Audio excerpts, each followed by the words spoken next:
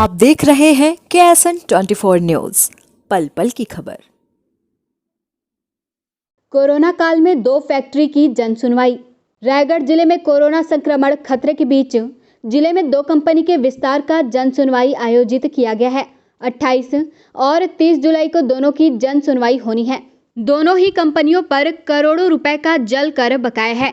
Indus energy की सुनवाई जहां होनी है, वहां एक कोरोना संक्रमित पाया गया है। ऐसे में जन सुनवाई कहीं जिले में संक्रमण न बढ़ा दे, इस पर शासन और प्रशासन को ध्यान देना चाहिए। पूर्व में आयोजित किए गए जन सुनवाई में हुए भीड़ को देखकर लगता है ऐसे में ग्रामीण शासन को लोगों की जिंदगी से कोई सरोकार नहीं है, या फिर कोरोना गाइडलाइन की आड़ में जन सुनवाई को कंपनी के पक्ष में कराए जाने का आरोप लगा रहे हैं।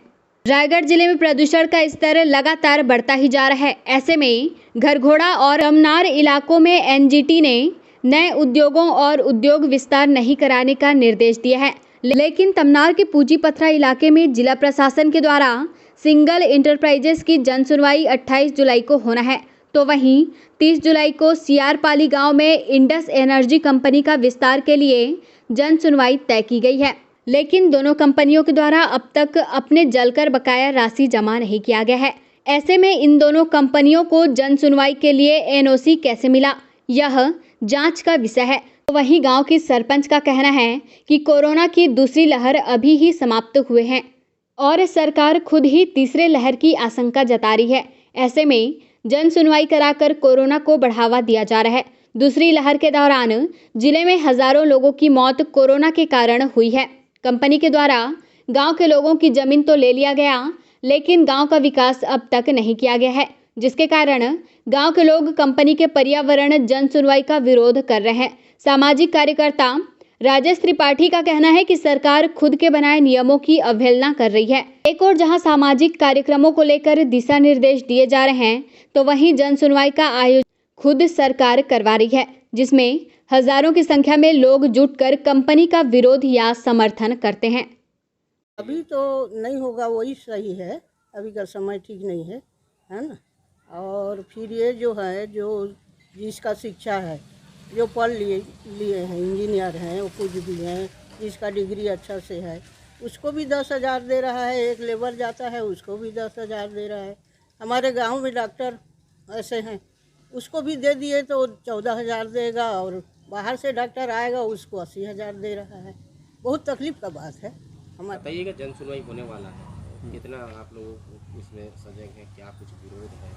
अभी तो ऐसे मालूम हुआ है 30 तारीख को जन सुनवाई है कहते, लेकिन हम तो सब थोड़े उसमें इन्वॉल्व नहीं होंगे और उसका विरोध ही करेंगे, क्योंकि अभी हमारे गांव का विकास में कोई हाथ नहीं है, उसका न साथ भी नहीं दे रहा है। समझो, बेरोजगारों को भी रोजगार नहीं मिल पा रहा है, और सामाजिक जो सहभागिता है वो भी थोड़े ना के बराबर है।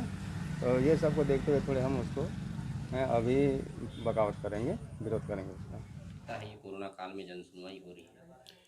रायगढ़ जिले में जो औद्योगिकरण का दौर है, उसमें खास तौर से जो कोविड-19 महामारी है वो काफ़ी भयावह स्थिति में एक समय पर थी, और उस दौरान भी ये देखा गया कि जनवरी से लेकर अब तक लगभग 12-13 जन सुनवाइयाँ हो चुकी हैं, और अभी आने वाले समय में 28 तारीख और 30 तारीख को 2 जन सुनवाइयाँ हो रही हैं, जिसको सरकार आयोजित करवा रही है। सबसे बड़ी बात यह है कि सरकार के ही कानूनों का सरकार स्वयं उल्लंघन कर रही है।